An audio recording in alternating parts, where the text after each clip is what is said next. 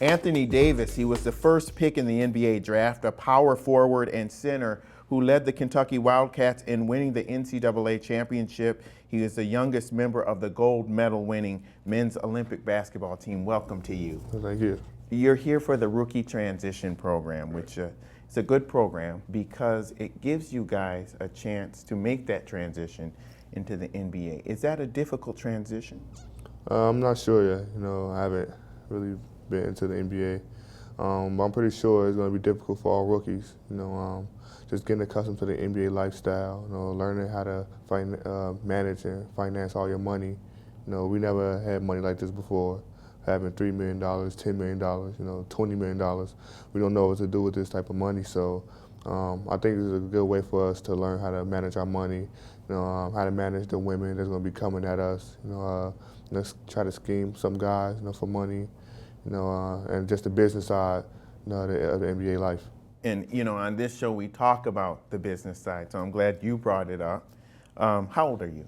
I'm 19 years old. 19 years old. You just signed a guaranteed contract worth a little more than $16 million, with just over $5 million being paid in the first year.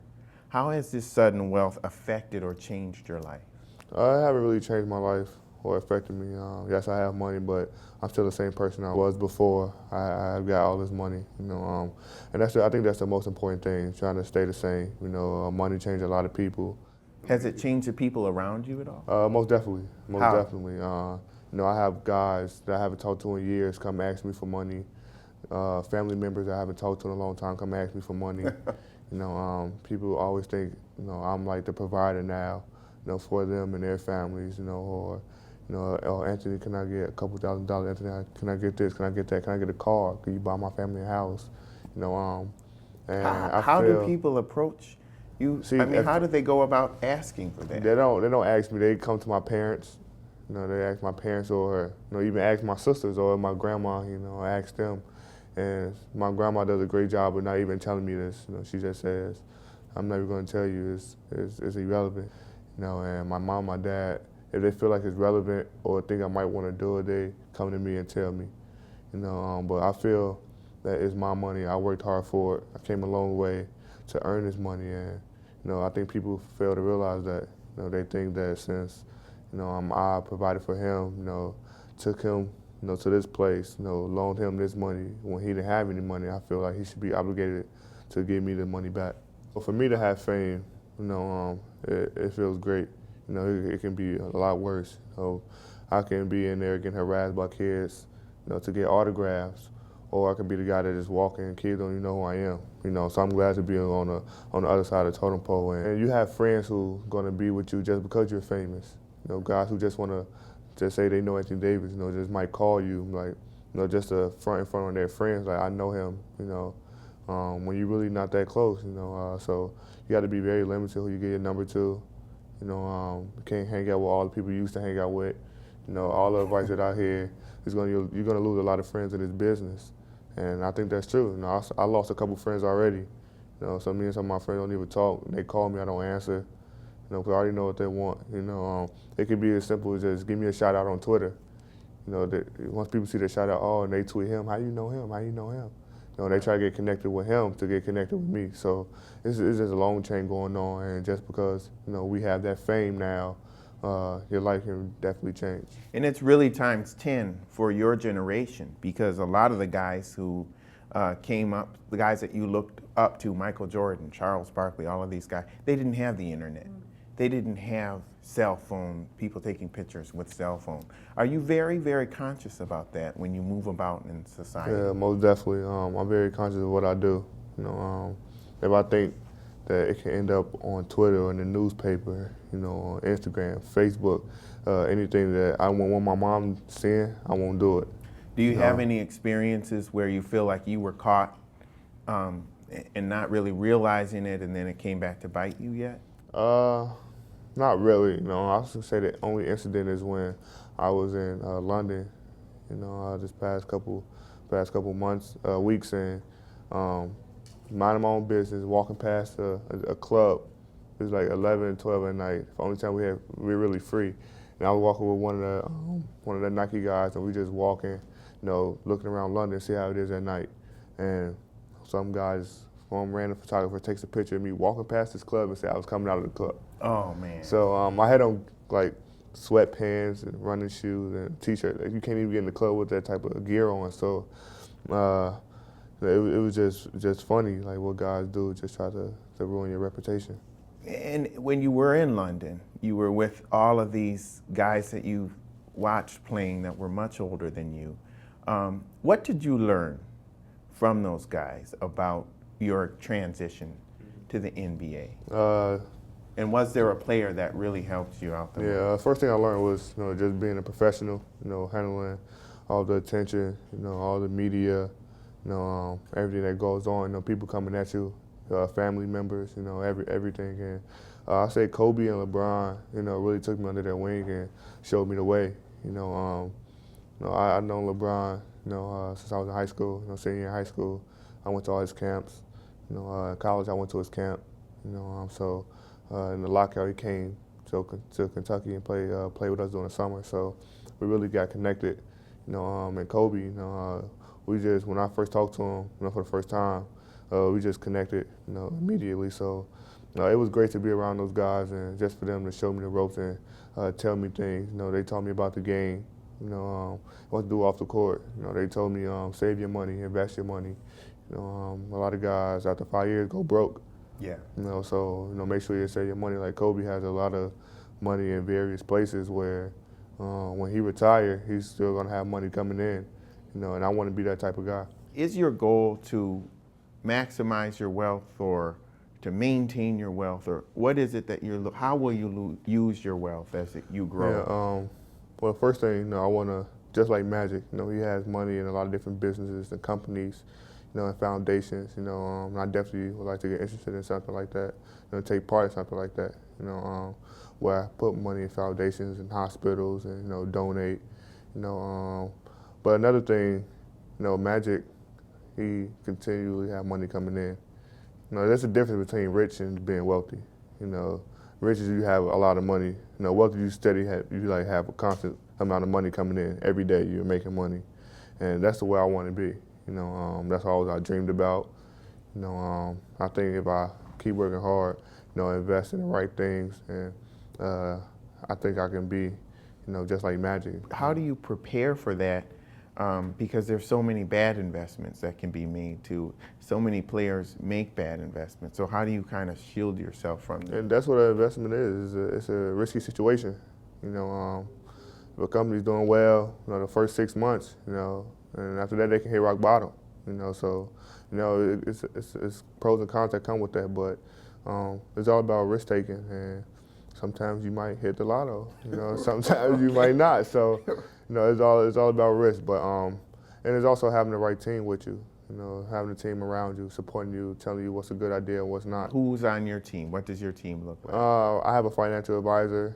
I have my parents. I have a business manager. I just try to make sure I invest in the right things so they know I'm human. I love money.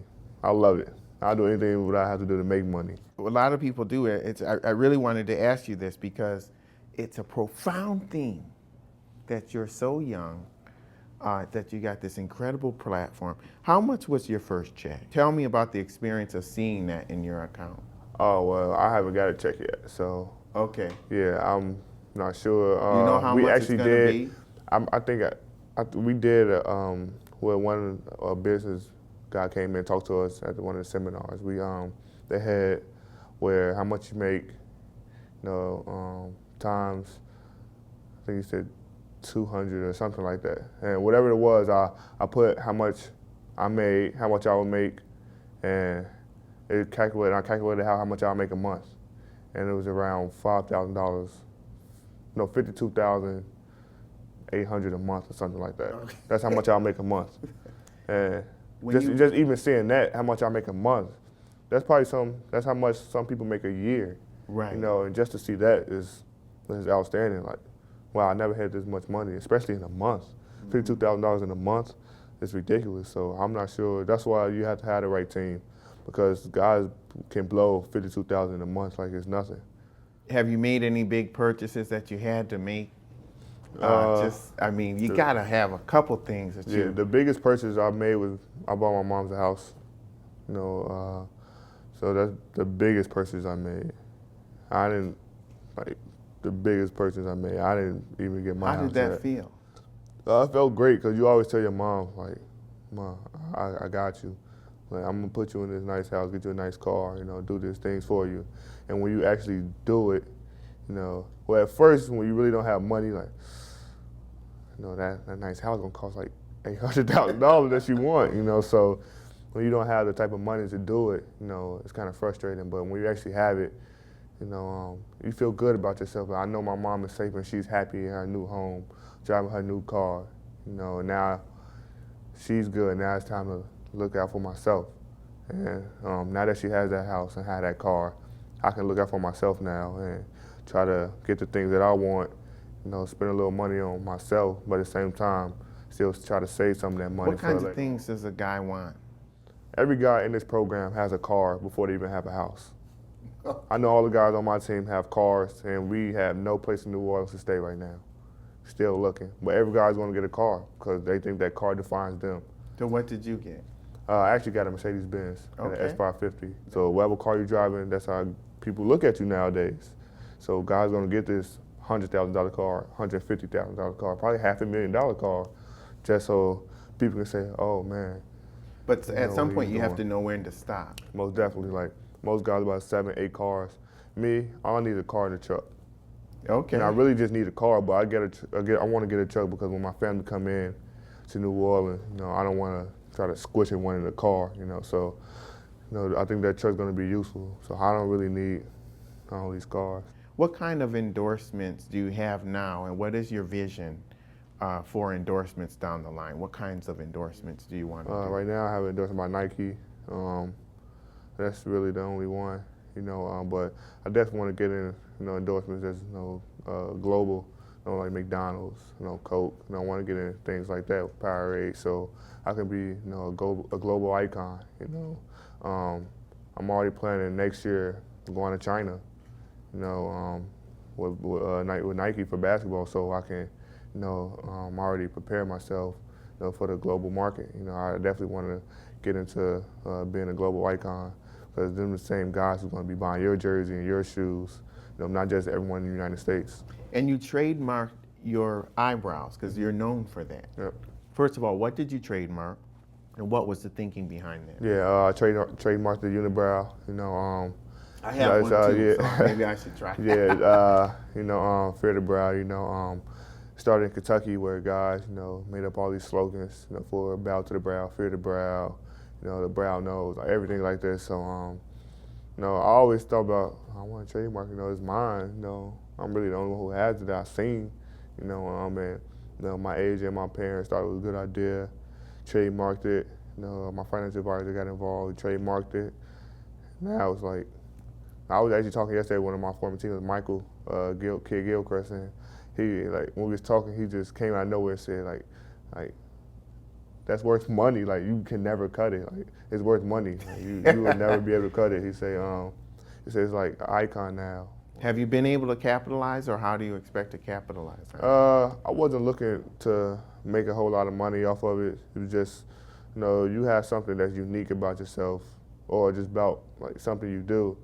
You know, I feel like you should trademark it, and so I think it's very unique. Most guys don't have one, or most females don't have one. And, you know, just to trademark it, I thought it'd be a great idea. Okay, Anthony Davis, we'll check in a couple years. We wish you the best, and keep going. Thank you. Thanks for having me. Congratulations on your gold medal. Thank you. And with Anthony Davis, I'm Lee Hawkins. We'll see you next time.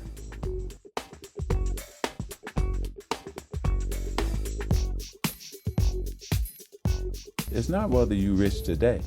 Don't tell me about that. Will you be rich tomorrow, 10 years from now, 20 years from now, 30 years from now? That's what's important. It was painful. You know what I mean? I enjoyed the process. Like, I enjoyed draft night, but I had a flashback, you know, like in the matter of me walking from my chair to the shaking Davis third hand. I had a flashback of my whole life, you know what I'm saying?